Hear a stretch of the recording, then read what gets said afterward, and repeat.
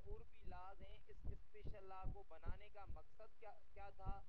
क्या ये जो लॉ है ये तो 2018 में पास हुआ था? क्या इससे पहले भी कोई लॉ था? अब वो जो लॉ हमारे पास था उसको रिपील करने का पर्पस क्या था? क्यों उसको रिपील किया गया था? और इसको रिपील करने के पीछे रीजंस क्या थे? उन रीजन को भी हम डिस्कस करेंगे। और जुवेनाइल किसे कहते हैं? और जुवेनाइल के लिए अलग प्रोसीजर क्यों बनाया गया है? और यहाँ पर बताया गया है कि जो जुवेनाइल है उसको ना तो जो है ना आम तरह की तरह हम उसको अरेस्ट कर सकते हैं, ना उसको हम हैंडकफ लगा सकते हैं, और ना उसका केस जो है ऑर्डिनरी क्रिमिनल के साथ चला सकते हैं। और उसी का केस ऑर्डिनरी कोर्ट में भी नहीं चलेगा। उस जुवेनाइल अफेंडर को ऑर्डिनरी जो क्रिमिनल्स होते हैं उनके साथ भी नहीं रखा जाएगा। उसको ऑब्जर्वर होम होम में रखा जाएगा। और उसके साथ साथ यहाँ पर हम पढ़ेंगे एक बहुत ही इंपॉर्टेंट जो क्वेश्चन पूछा जाता है डायवर्जन का। इसमें डायवर्जन का ऑप्शन प्रोवाइड किया गया है। अब इस डायवर्जन का जो ऑप्शन प्रोवाइड किया गया है इसके पीछे रीजन क्या है? अब ये सारे जो क्वेश्चंस हैं ये हम इसी लॉ के अंदर डिस्कस करेंगे। तो आज हम स्टार्ट करते हैं अपने सब्जेक्ट को, juvenile justice system act.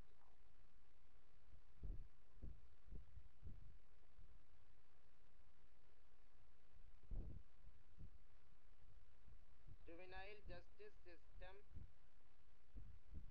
Act. तो सबसे पहले हम डिस्कस करते हैं जुवेनाइल को। बाबा जुवेनाइल हम ऐसे अफेंडर तो को कहते हैं। Juvenile means offender who not attain the age of majority। ऐसा अफेंडर, अब age of majority mean 18 years. ऐसा अफेंडर जो 18 साल का ना हो उसी अफेंडर को हम जुवेनाइल कंसीडर करते हैं। अब आएंगे कि पाकिस्तान के अंदर जुवेनाइल की जो है ना क्या एज बताई गई है, और उस एज को हम कैसे मालूम कर सकते हैं वो भी प्रोसेस इसी अब लॉ के अंदर बताया गया है कि बाबा थोड़ा मेडिकल जो है ना अब उसका जो है ना चेकअप करवा कर अब ओसिफिकेशन के थ्रू उसकी एज मालूम कर सकते हैं। पहले सबसे पहले उसके एजुकेशनल रिकॉर्ड से उसकी एज मालूम कर सकते हैं। अब उसकी एज क्या होनी चाहिए अब वो भी हम डिस्कस करते हैं। अब जुवेनाइल उस अफेंडर को कहते हैं, ऐसा अफेंडर जिसकी एज 18 साल से कम हो। ऐसा अफेंडर जिसकी एज 18 साल से कम हो। अब उस अफेंडर को हम क्या कहते हैं? उस अफेंडर को हम जुवेनाइल कहते हैं। अब उसके बारे में ये पूरा ऑर्डिनेंस बनाया गया है। ये पूरा एक्ट बनाया गया है कि इस एक्ट के तहत उसी बंदे का जो है ना केस चलेगा, उसको इसी एक्ट के तहत सजा दी जाएगी। तो वाह, ये एक्ट जो है ये एक्ट 2018 में बनाया गया था। अब ये लॉ कब पास हुआ था बाबा? ये लॉ पास हुआ था 18 अगस्त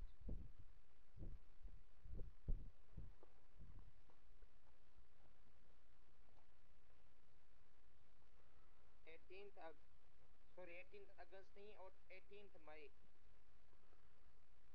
मई 2018। और ये इन्फोर्स कब हुआ था? ये इन्फोर्स हुआ था, इन्फोर्स्ड इन 24 मई 2018। अब इस कानून के अंदर टोटल कितने सेक्शंस हैं? इस कानून के अंदर बाबा टोटल 25 सेक्शंस हैं। और ये कानून जो है जुवेनाइल, जिसको हम जेजेएसओ कहते हैं, कि बाबा ये जेजेएसए जो है ये किस नेचर का कानून है? ये क्रिमिनल नेचर का कानून है। क्योंकि ये किसको प्रोटेक्शन प्रोवाइड करता है बाबा? ये प्रोटेक्शन प्रोवाइड करता है जुवेनाइल अफेंडर को। This law provide protection to juvenile offender। ये जुवेनाइल अफेंडर को कानून प्रोटेक्शन प्रोवाइड करता है। कब प्रोटेक्शन प्रोवाइड करता है? जब वो जुवेनाइल कोई भी क्रिमिनल एक्ट परफॉर्म करता है, कोई भी क्रिमिनल एक्ट करता है, तो उसी जुवेनाइल अफेंडर को ये कानून प्रोटेक्शन प्रोवाइड करता है और इसी कानून के तहत उसका ट्रायल चलेगा और उस जुवेनाइल को इसी कानून के तहत पनिशमेंट दी जाएगी। वैसे तो उस इस कानून में बताया गया है कि पनिशमेंट जो जुवेनाइल को होगी उसके लिए हमें सिर्फ उसको रिहेबिलेट करना होगा, ऐसी पनिशमेंट नहीं होगी जैसा कि हम जेलों में के सख्त कानून बनाकर किसी भी अफेंडर को जो हीनियस अफेंस करता है या हैबिचुअल अफेंडर होता है उसके लिए हम सख्त जो है ना उसको पनिशमेंट देते हैं, पर इस जुवेनाइल को हम सख्त पनिशमेंट नहीं देंगे क्योंकि इनके जो है ना प्रिजन भी अलग होते हैं, उनकी एजुकेशन को कोई भी नुकसान ना हो, इस तरह के उसको हम पनिशमेंट देते हैं। अब यहाँ पर सवाल पैदा हो गया कि ये कानून तो आपने बना दिया, इसका हिस्टोरिकल बैकग्राउंड क्या था? तो सबसे पहले हम इसकी हिस्टोरिकल बैकग्राउंड को डिस्कस करते हैं। सर जो प्रीवियस स्लाइड है इसको मूव कीजिएगा सर। जी वो नोट करें। Noted sir, thank you. Okay, अब बाबा आप में से कोई कॉन्स्टिट्यूशन का आर्टिकल 25 सब आर्टिकल 3 खोले और उसको पढ़े। मैं अभी आपको बता देता हूं, इसके पास बुक है तो वो खोले। Historical background. अब कॉन्स्टिट्यूशन का एक आर्टिकल है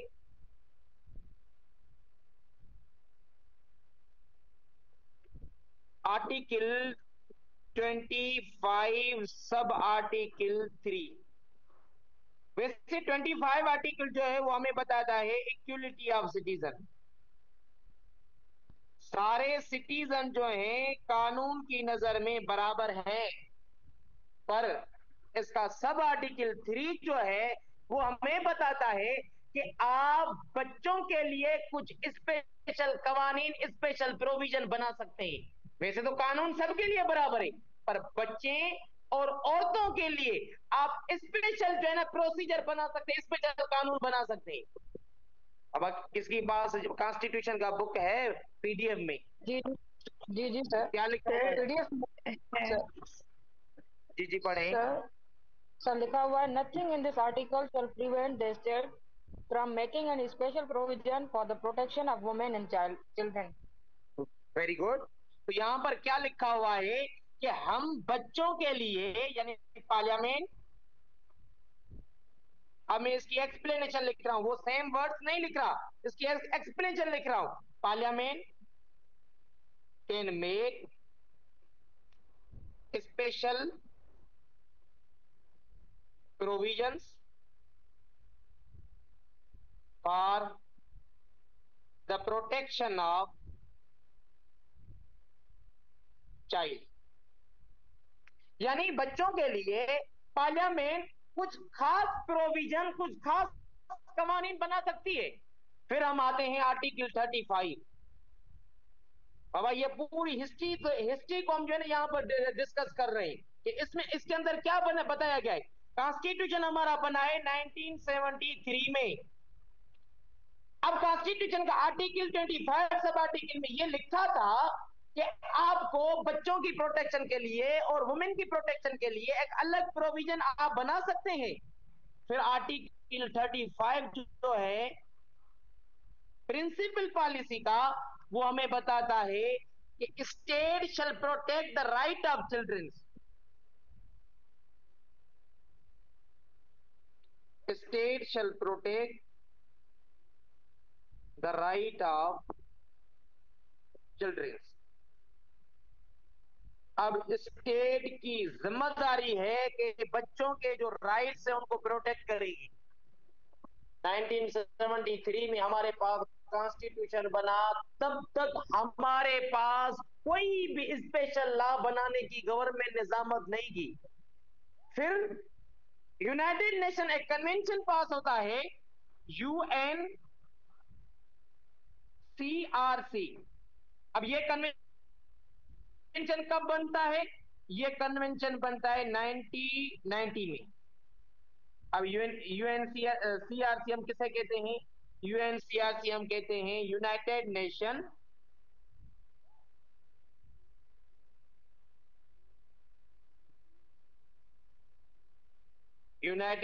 convention, United Nation convention on right of children.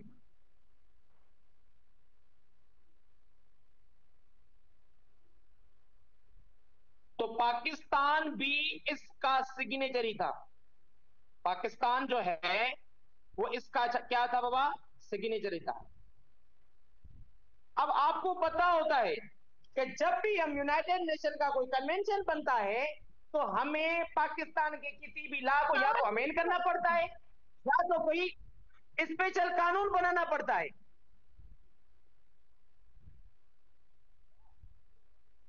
बाबा मैंने बताया आर्टिकल 35 में कि स्टेट जो है वो बच्चों के राइट्स को प्रोटेक्ट करेगी। ये 35 आर्टिकल कॉन्स्टिट्यूशन में बताया गया है कि स्टेट की जिम्मेदारी है वो क्या करे, वो बच्चों के जो राइट्स हैं उनको प्रोटेक्ट करे। अब 1973 में हमारा कॉन्स्टिट्यूशन बना। 1973 से अब तक जो है ना 1990 तक हमारे पास कोई भी कानून नहीं था बच्चों के राइट को प्रोटेक्ट करने के लिए। फिर जो है ना यूनाइटेड नेशन का कन्वेंशन पास हुआ 1990 में, United Nation convention on right of children. अब पाकिस्तान भी उस कन्वेंशन का सिग्नेचरी था। अब मजबूरन पाकिस्तान को क्या बनाना पड़ा? स्पेशल लॉ बनाना पड़ा बच्चों की प्रोटेक्शन के लिए, यानी उन बच्चों के राइट्स को जो उनके कॉन्स्टिट्यूशन में लिखा हुआ है, पर स्पेशल कोई प्रोविजन, स्पेशल कोई कानून हमारे पास नहीं था। हालांकि सीआरपीसी को आप देखेंगे, कुछ कुछ सीआरपीसी के प्रोविजन में आपको यहां पर डिस्कस करवाऊंगा कि उसके अंदर भी कुछ जो ना बच्चों के राइट्स के बारे में बताया गया है, पर कोई स्पेशल ऐसा कोई खास प्रोविजन नहीं था जो बच्चों के राइट्स को प्रोटेक्ट करे। हालांकि बेल के अंदर भी 497 वन सब सेक्शन 1 में आप पढ़ेंगे, आपने पढ़ा होगा कि बच्चा जो होता है उसको बेल जो है ना नॉन प्रोहिबिटरी क्लास में बेल दी जाती है, पर ऐसा कोई खास ऐसा चैप्टर या खास प्रोविजन हमारे पास मौजूद नहीं थे। तो हम जब इस कन्वेंशन के सिग्नेचरी हुए तो पाकिस्तान ने क्या किया? पाकिस्तान ने 2000 में एक ऑर्डिनेंस पास किया। बाबा यहां तक आप नोट करें, यहां तक समझ आया? Yes, sir, noted. ओके। जी सर। अब हम आते, जी बाबा, अब हम आते हैं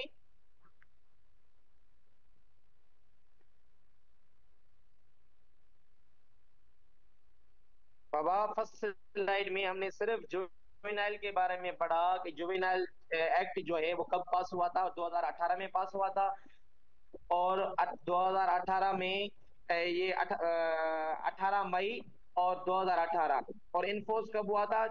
24 मई 2018। इसमें टोटल 25 सेक्शंस हैं। और ये लॉ किसके लिए बनाया गया है? ये बच्चों के जो ऐसे अफेंडर जो 18 साल से कम होते हैं उनको प्रोटेक्शन प्रोवाइड करता है। यही हमने पढ़ा। अब हम आते हैं कि बाबा जुवेनाइल ऑर्डिनेंस जो 2000 में बना था, आप मुझे बताएं कि 2000 में किसकी गवर्नमेंट थी यहां पर?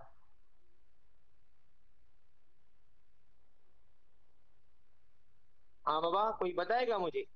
सर नवाज शरीफ। मुशर्रफ था वो।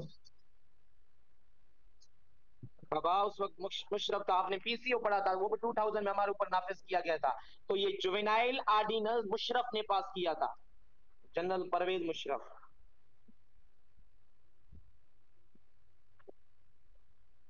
जी सर। अब ये आपके सवाल, जी जनरल बाबा। परवेज। जी सर, मैंने शायद जी बाबा, मुशर्रफ साहब। क्या कह रहे हैं अब आप? आपने करेक्ट कर दिया sir, general Parvez Musharraf. Correct कर दिया ना?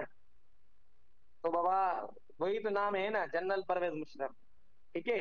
तो ये जनरल परवेज मुशर्रफ जो था, ये 2000 जुवेनाइल ऑर्डिनेंस उन्होंने पास किया था, क्योंकि हमने 1990 में कन्वेंशन में सिग्नेचरी थे। अब पाकिस्तान को मजबूरन ये अलहदा लॉ बनाना पड़ा। तो बाबा देखें, इस कानून को अंदर जो है ना स्पेशल प्रोसीजर बताया गया था बच्चों के लिए। अब हम आते हैं कि बाबा उसके अंदर क्या क्या चीजें बताई गई थी और इस कानून को रिपील करने के पीछे रीजन क्या थे, पहले हम ये डिस्कस करते हैं, बाद में हम आते हैं जुवेनाइल एक्ट 2018 पर में उसके अंदर क्या बताया गया है। देखिए, पाकिस्तान ने ये 2000 में कानून बनाया। अब इसके अंदर क्या प्रोवाइड किया गया? अब special procedure for arrest,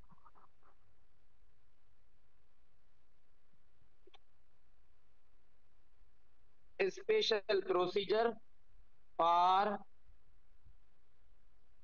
arrest, यानी उस जुवेनाइल अफेंडर को अरेस्ट करने का स्पेशल प्रोसीजर बताया गया इस कानून के अंदर।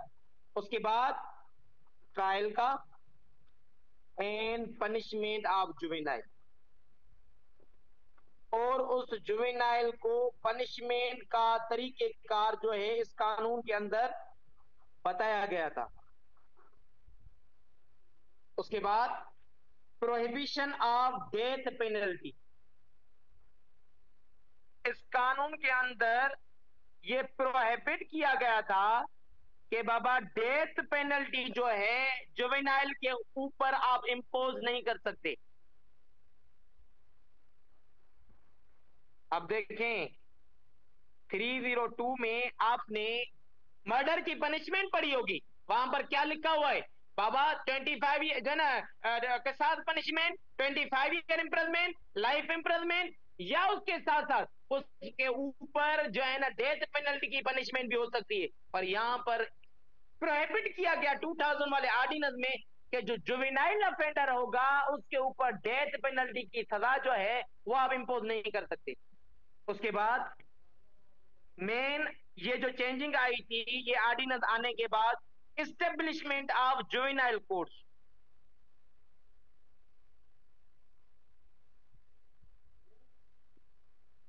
एस्टेब्लिशमेंट ऑफ जुवेनाइल कोर्ट,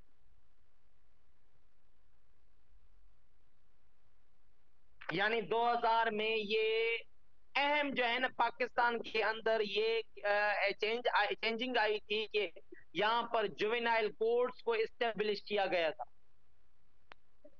इस एक्सक्यूज मी ऑर्डिनेंस सर। के मुताबिक। जी बाबा। सर जुवेनाइल कोर्ट्स एस्टेब्लिश हैं तो नहीं, जैसे कि अभी सिटी कोर्ट में जुवेनाइल की कस्टडी आती है, इनके कोई स्पेशल कोर्ट्स नहीं है, सेम कोर्ट्स में ही आती है जो मैजिस्ट्रेट्स होते हैं। देखिए ना बाबा, जो मजिस्ट्रेट होता है उसको जुवेनाइल के पावर्स होते हैं, हर मजिस्ट्रेट को जुवेनाइल के पावर नहीं होते मेरे ख्याल में, आप ये देखेंगे कोर्ट्स में हर जो है ना मजिस्ट्रेट को जुवेनाइल के वो एक स्पेशल मजिस्ट्रेट होता है। आप पढ़ेंगे ये सीआरपीसी में लिखा हुआ है, सीआरपीसी का सेक्शन है 29 बी, उसमें लिखा हुआ है हर जज जुवेनाइल का केस नहीं सुन सकता एक्सेप्ट स्पेशल मजिस्ट्रेट और डिस्ट्रिक्ट मजिस्ट्रेट जो प्रोविंशियल गवर्नमेंट के थ्रू उसको पावर दिया जाता है, उस वही जुवेनाइल के केसेस सुन सकता है। हर जज जो है ना जुवेनाइल के केसेस नहीं सुन सकता। Clear sir. बाबा कहना समझ आया? जी सर। सर मैंने काफ़ी दफ़ा देखते हैं रूटीन में, जैसे हम जाते हैं कोर्ट्स में तो जुवेनाइल की कस्टडी आई होती है, इसलिए मैं आपसे क्लियर करना चाह रही थी। अब क्लियर हो नहीं गया है, नहीं नहीं, थैंक हर यू। जज देखिए ना, हाँ हर जज के पास पावर नहीं होते। 29 बी आप जो है ना खोलेंगे ना सेक्शन नंबर सीआरपीसी का 29 बी, उसके अंदर लिखा हुआ है हर जज नहीं सुन सकता, स्पेशल कोई मजिस्ट्रेट होता है या डिस्ट्रिक्ट मजिस्ट्रेट, डिस्ट्रिक्ट मजिस्ट्रेट हम डिस्ट्रिक्ट सेशन जज को कहते हैं, आपको पता होगा। अब वो उसका केस सुन सकता है, यानी उसकी मर्जी है वो किसको भी जो है ना एम्पावर्ड करे प्रोविंशियल गवर्नमेंट की कंसल्टेशन के साथ। तो हर जज के पास ये पावर नहीं होती, इस वजह से हमारे पास सक्कर के अंदर जुवेनाइल एक ही जज होता है, उसके पास पावर्स होते हैं। खैरपुर के अंदर भी यही सिस्टम है, इस वजह से आप थोड़ा इसके कंफर्म कीजिएगा, सिटी कोर्ट का मुझे पता नहीं कि वहां पर क्या सिस्टम है। जी सर, मैं कंफर्म करूंगी इस पे, मैं ज़रूर। ठीक है, ठीक है बाबा। अब देखिए, अब ये कानून जब बना तो बाबा 2005 में लाहौर हाई कोर्ट जो है एक जज अपनी जजमेंट के अंदर पीएलडी ये लिखें आप, इंपॉर्टेंट जजमेंट ये पूछी जाती है इस जजमेंट के थ्रू ये 2000 वाला ऑर्डिनेंस जो है वो रिपील हुआ था।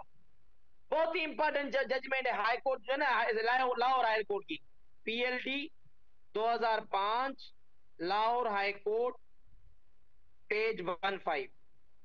अब इस ऑर्डिनेंस इसी जजमेंट के अंदर लाहौर हाई कोर्ट ने डिक्लेयर किया कि बाबा ये कानून जो है इसके अंदर बहुत ज्यादा लूप होल्स हैं, और इसके अंदर जो प्रोसीजर बताया गया है वो यूनाइटेड नेशन का जो कन्वेंशन है ना उसके मुताबिक नहीं है।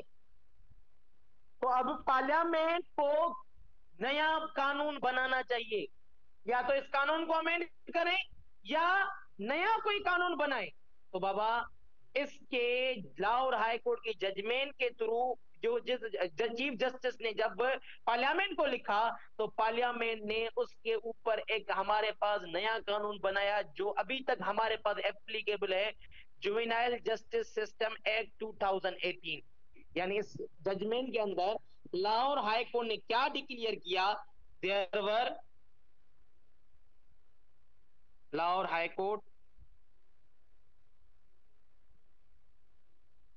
was found on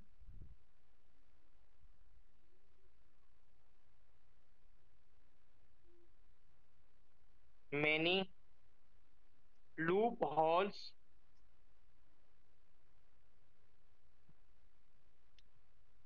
and the rules were not followed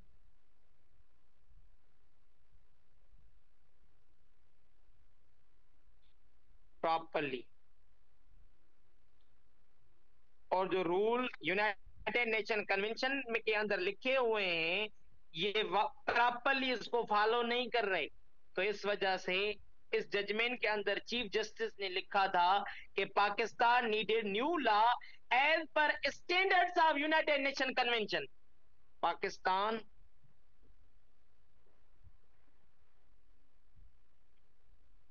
needed new law as per standards of United Nations Convention on Right of Children 1990। Pakistan parliament को एक ऐसा कानून बनाना चाहिए जो यूनाइटेड नेशन का जो हमारे पास कन्वेंशन है उसके स्टैंडर्ड के मुताबिक होना चाहिए। अब ये 2000 वाला जो कानून है ये उसकी स्टैंडर्ड पर जो है ना पूरा नहीं है, इसके अंदर बहुत ज्यादा लूप होल्स है, जो प्रोसीजर इसमें बताया गया है वो उसके स्टैंडर्ड के मुताबिक नहीं है। इस वजह से हमारे पास नया कानून बनना चाहिए। तो 2005 में ये जजमेंट आई, फिर पार्लियामेंट ने 2018 में एक नया कानून बनाया। समझ आया बाबा? सर ये लास्ट में जी आपने सर। 1990 लिखा है। जी जी 1990 लिखा है। सर जी बाबा। सर जो लूप होल्स आपने लिखे हैं सर उनकी मीनिंग क्या है सर? बाबा लूप होल की मीनिंग पता नहीं है आपको? No sir sir. खामियां। बाबा लूप होल हम कहते हैं इस कानून के अंदर बहुत ज्यादा खामियां थी। जी बिल्कुल खामियां कहते हैं, इस कानून के अंदर बहुत क्लियर है ज्यादा सर, थैंक खामियां यू। थी जो हमें यूनाइटेड नेशन कन्वेंशन के अंदर स्टैंडर्ड्स बताए गए उस स्टैंडर्ड के मुताबिक ये कानून नहीं था। इस वजह से लाहौर हाई कोर्ट ने पार्लियामेंट को कहा कि आप इस स्टैंडर्ड के मुताबिक कानून बनाएं। फिर हमारी पार्लियामेंट ने जुवेनाइल जस्टिस सिस्टम एक्ट एक नया कानून बनाया जो as per standards of United Nation convention, juvenile justice system act 2018। अब सबसे पहले इस जुवेनाइल एक्ट जो है इसके अंदर क्या बताया गया है, कौन सी चीजें, पहले इसको जनरली डिस्कस करेंगे फिर सेक्शन वाइज हम इसको पढ़ेंगे। तो बाबा इस कानून के अंदर जो स्टैंडर्ड के मुताबिक बनाया गया है, इसके अंदर क्या प्रोवाइड किया गया था बाबा? इसके अंदर gave more protection to children. हमारी गवर्नमेंट ने इस कानून के तहत चिल्ड्रेन को ज्यादा तहफ्फुज दिया। Gave more protection to children. Children को ज्यादा तहफ्फुज दिया कि ये चिल्ड्रेन, अगर बच्चे से कोई अफेंस हो जाता है तो बाबा हमें उसकी तालीम, एजुकेशन का भी ख्याल ख्याल करना पड़ेगा। और उस बच्चे का ऐसा ना हो कि हम उसके उसको इतनी सख्त सजा दें, वो बच्चा आगे चलकर जो है ना बहुत ज्यादा हैबिचुअल के जो है ना हार्डेड क्रिमिनल बन जाए। इस ऐसी पनिशमेंट नहीं देनी चाहिए। तो इस वजह से इस कानून के अंदर उसको ज्यादा तहफ्फुज दिया गया। और मेड श्योर चिल्ड्रेन, इसके अंदर ये मेंशन किया गया, स्पेशल प्रोविजन बताया गया कि जुवेनाइल जो है, जुवेनाइल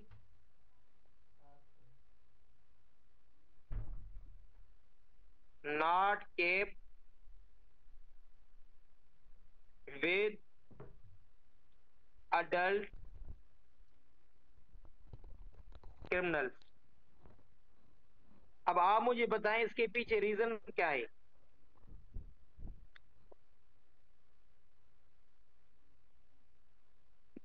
हमारा पार्लियामेंट ने ये प्रोविजन दे दिया, यूनाइटेड नेशन कन्वेंशन के अंदर भी ये प्रोविजन है कि आप जुवेनाइल को अडल्ट क्रिमिनल के साथ जो है ना नहीं रखेंगे। इसके पीछे रीजन क्या है, कोई बताएगा मुझे?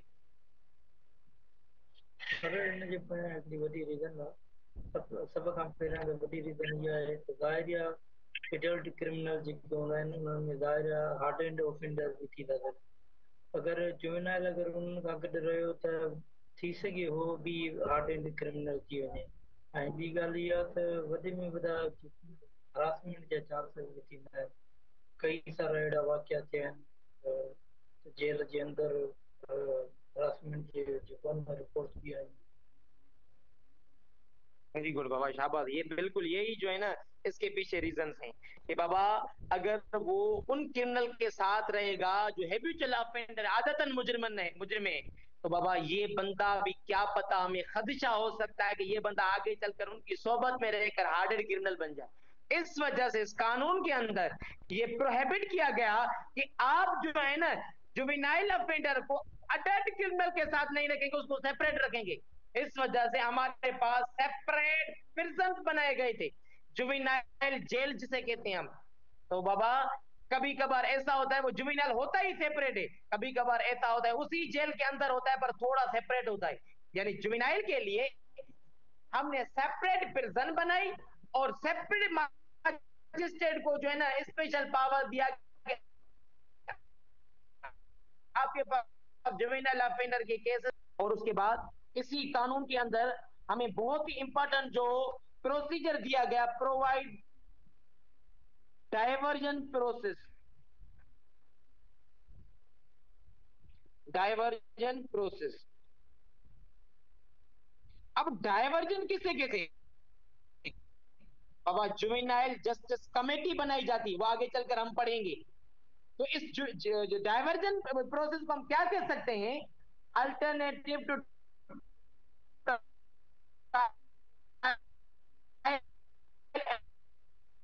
पनिशमेंट।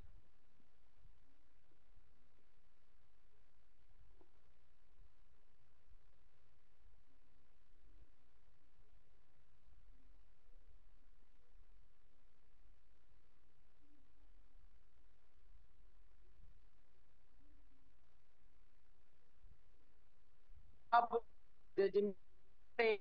जो आज करेंगे तो बाबा काफी सारी मिलेंगी जाती है।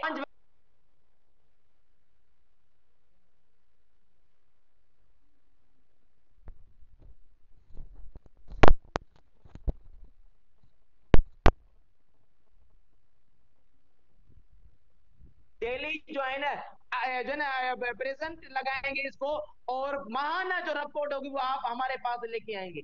तो इस वजह से उसके बाप को भी पाबंद किया गया था कि आप इसको 3 मंथ तक जो है ना नमाज की पाबंदी इसके ऊपर करें, क्योंकि इसका माइंड जो है ना वो चेंज हो जाए। ऐसी भी पनिशमेंट दी जाती है, सोशल पनिशमेंट दी जाती है, ताकि उस जुवेनाइल की एजुकेशन खराब ना हो। क्या पता उसके एग्जाम चलते हो, हम उसको जेल में बंद करें, उसका पूरा साल खत्म हो जाए। इस वजह से ऐसा भी हमें खदशा होता है उसकी तालीम तबाह होने का, तो इसको सोशल पनिशमेंट भी हो सकती है। समझ आया बाबा? जी सर। जी। यानी ये अल्टरनेट है किसका? ट्रायल का एंड पनिशमेंट का। पनिशमेंट नहीं और ट्रायल का अल्टरनेट है। और इस कानून के अंदर ये फोकस किया गया है, इस कानून के अंदर ये फोकस किया गया है। अब अभी टाइम अगर पूरा हो जाए मैं आपके साथ दूसरी लिंक शेयर करूंगा। आज हम घंटे की क्लास कंटिन्यू करेंगे। Focused on rehabilitation.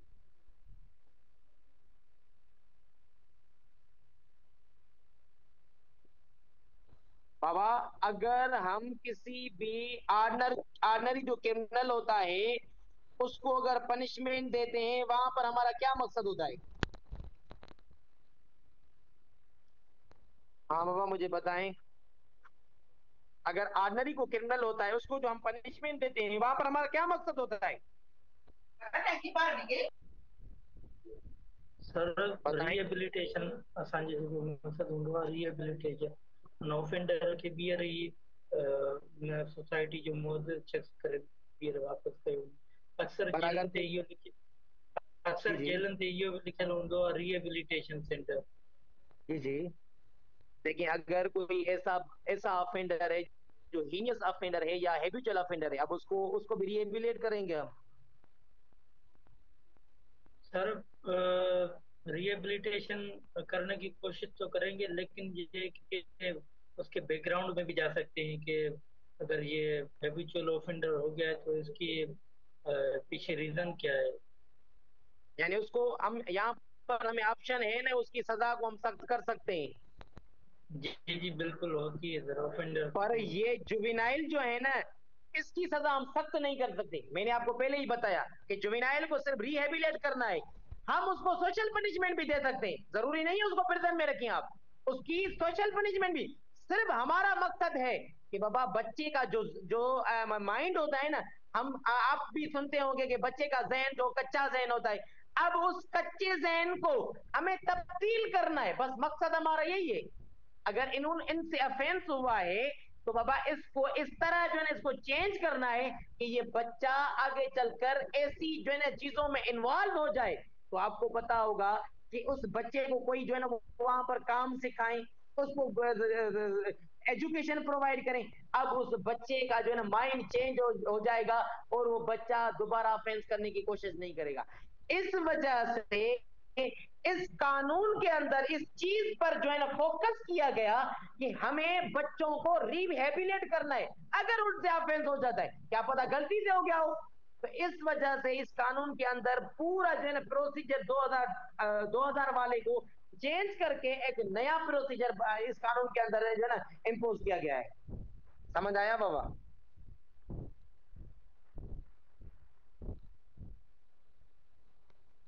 हाँ बाबा, जी सर। यहाँ जी तक सर। क्लियर हो गया? जी सर। ओके, अभी ऑफेंसेस के पीछे जो रीजंस होते हैं इसको डिस्कस करते हैं। बाद में कुछ रिलेवेंट प्रोविजन जो सीआरपीसी में बताए गए हैं उसको भी हम डिस्कस करते हैं। काजेस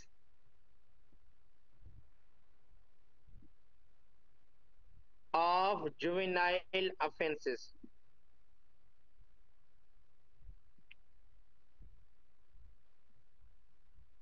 जुवेनाइल अफेंस, अगर कोई बच्चा जो है वो माँ के पेट में तो अफेंस करना सीख कर नहीं आता। अब इसके पीछे क्या काजेस हो सकते हैं, इसके पीछे क्या असबाब हो सकते हैं जो एक बच्चा जो है वो अफेंस करता है?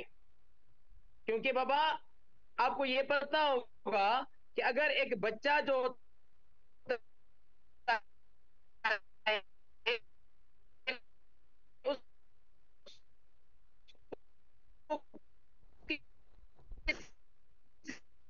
किसी भी चीज, बच्चा जब सोसाइटी में आता है, सोसाइटी के अंदर वो बच्चा ऑफेंस क्यों करता है, इसकी क्या असबाब हो सकता है?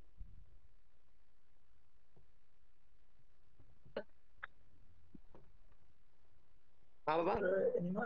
सर एनवायरमेंटल इफेक्ट होता है इसकी वजह से। ठीक है, सर तो ड्यू हम टू कह सकते, पावर्टी, सर पावर्टी की वजह से भी करते हैं सर लोग ऑफेंस। बिल्कुल पॉवर्टी। अब ये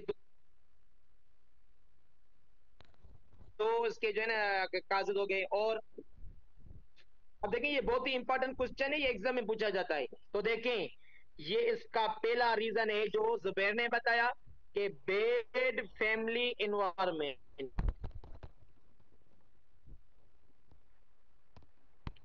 अगर उसका बेड फैमिली इन्वायरमेंट है बाबा, आप यहाँ पर हमारे सिंध की सिर्फ बात करें ना, यहाँ पर जो कश्मीर और कंदकोट वाला जो इलाका है, अब वहां पर बच्चों के हाथों में भी पिस्टल, बड़े बड़े जो है ना वेपन्स होते हैं, जो हमने देखे भी नहीं है। अब वहां पर वो बच्चे जो है ना, वो बच्चे क्या करते हैं, वो बच्चे बाबा हथियार चलाते हैं।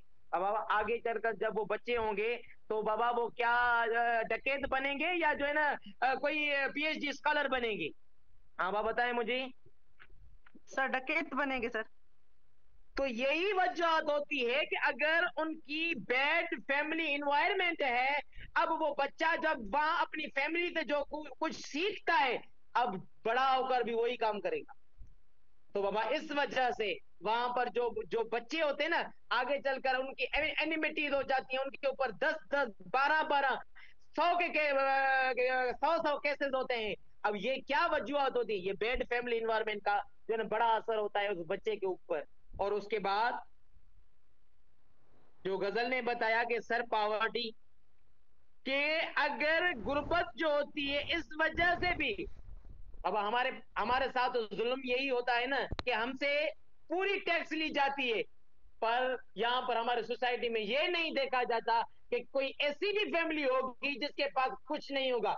जब बाबा उनके पास कुछ नहीं होगा और हर सोसाइटी के अंदर वो धक्के खाएंगे, अब उनके बच्चे जो है ना जुर्म करने पर मजबूर हो जाएंगे।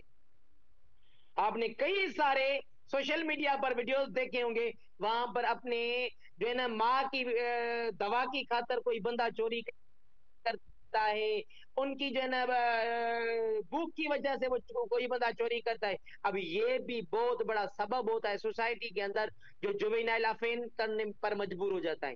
उसके बाद लेक ऑफ एजुकेशन।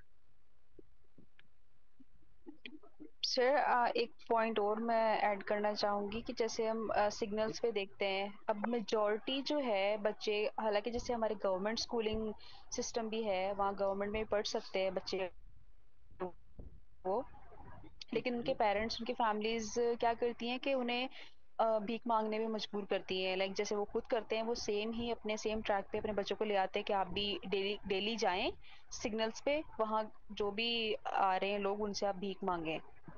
हालांकि बच्चे मतलब प्रॉपर बिल्कुल फिजिकली बाबा, फिट होते हैं, वो बिल्कुल। पढ़ सकते हैं या फिर कोई लाइक मैट्रिक या इंटर कुछ भी करके कोई और जॉब भी कर सकते हैं। लेकिन वो जो उनका प्रॉपर एक फैमिली का एक जो बिजनेस है, तो उसे उसी को कंटिन्यू करने पे वो पेरेंट्स मजबूर करते हैं कि आप जो हम कर रहे हैं वो आप करें। बिल्कुल बाबा, ये बेड फैमिली इन्वायरमेंट में ये भी आपका एग्जाम्पल जो है ना फिट हो रहा है कि वहां पर जिस तरह की उनकी फैमिली होती है ना, वो भी उनको मजबूर करती है आप ये काम करें। अब जो बाबा एक आप देखते होंगे, अगर एक बाप वकील होता है तो उनके बच्चे भी वकील बन जाते हैं। अब ये क्या फैमिली का असर होता है बाबा। अगर एक बाप जो होता है वो मेजर होता है आर्मी में, अब उनके वो भी कहता है कि मेरे बच्चे भी मेरे जैसे आर्मी के ऑफिसर बने। अब ये फैमिली का बहुत बड़ा असर होता है। जैसा कि आपने बताया, अगर वो भिखारी होते हैं ना, अब वो अपने बच्चों को भी उसके ऊपर जन मजबूर करते हैं आप ये काम करें। पर हमारे पास गवर्नमेंट अगर इनके ऊपर एक्शन ले कि ये जो छोटे बच्चे हैं, वैसे तो कॉन्स्टिट्यूशन में भी लिखा हुआ है कि आप बच्चों से मुशक्कत वाला काम नहीं ले सकते, अब वो उनको मजबूर करते हैं। अब उनको सजा दी जाए कि आप अपने बच्चों को एजुकेशन प्रोवाइड करें, इन कामों करने पर मजबूर ना करें। तो यहाँ पर ये जुवेनाइल अफेंडर, यहाँ पर जो रेशो अभी तक बढ़ रहा है ना, अब ये नहीं बढ़ेगा। समझ आया अब? जी सर। उसके बाद मेन अभी जो यहाँ पर ज्यादा हमारे पास केसेस हो रहे हैं, जो जैसा कि आपने नारकोटिक भी पढ़ा है, ला, उसके साथ साथ हमने हुदूद ला के अंदर भी पढ़ा था बाबा, ड्रग एंड अल्कोहल यूज।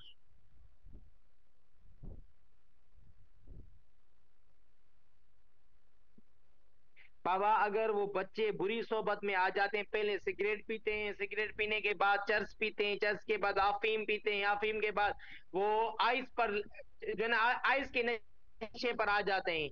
अब जब तक उनको वो आइस वाला नशा नहीं मिलेगा या शराब नहीं मिलेगा, उनका सुकून खत्म हो जाएगा। आपने ये नार्कोटिक में पढ़ा होगा।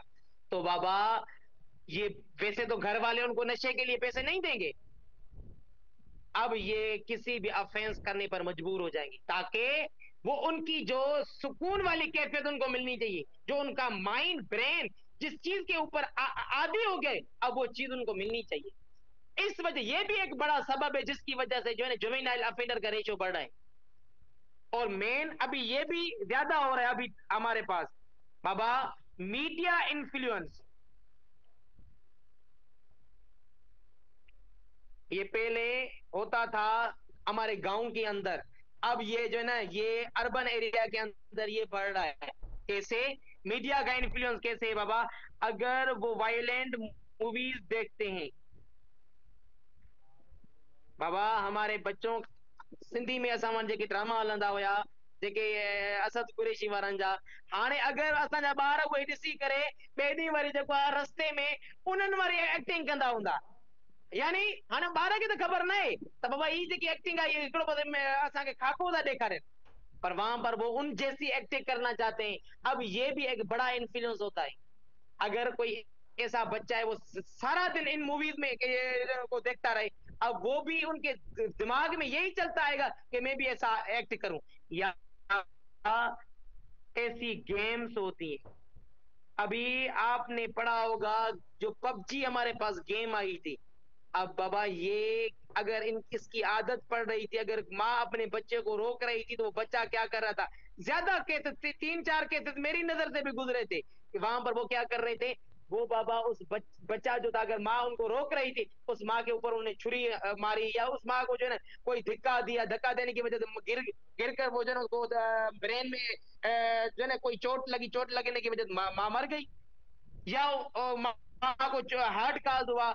यानी ये भी एक बड़ा सबब होता है जिसकी वजह से हमारे बच्चों के ज़हन खराब हो रहे हैं और वो ऑफेंस करने पर मजबूर हो रहे हैं। उसके साथ साथ सोशल मीडिया का इन्फ्लुएंस, यानी सोशल मीडिया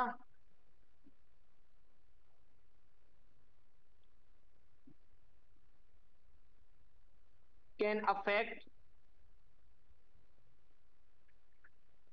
यंग माइंड। अब सोशल मीडिया का बड़ा इन्फ्लुएंस है, और उसके साथ साथ ये हमारे देहातों में होता है रिवेंज, बदला लेना है। अब हमारे देहातों में क्या होता है बाबा, अगर किसी के बाप का कत्ल हो जाता है, जब वो जो उसका बेटा है थोड़ा बहुत जो है ना चलने फिरने जैसा जैसा हो जाता है, तो हर जगह पर जब जाएगा उसको वो ताने देते हैं कि आप वही है ना, आपके बाप को फलां बंदे ने मारा था, आपको घूम रहा है।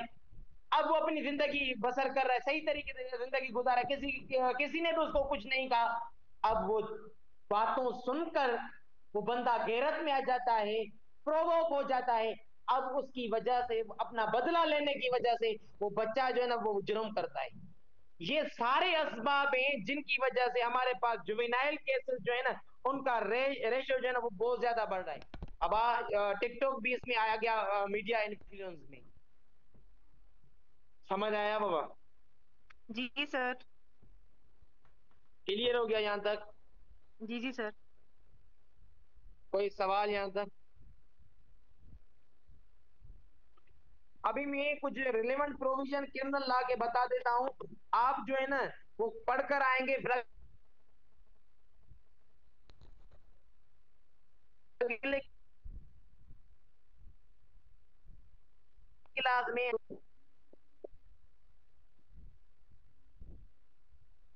रिलेवेंट प्रोविजन ऑफ जुवेनाइल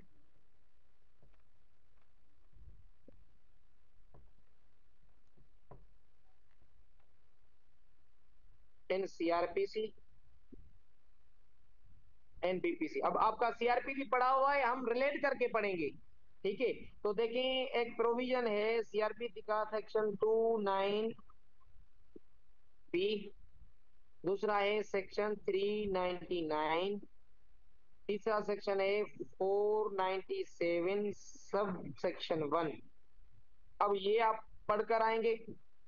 उसके साथ सेक्शन 82 और सेक्शन 83 पीपीसी, ये सीआरपीसी, ये पीपीसी, ये आप पढ़कर आएंगे। ठीक है बाबा।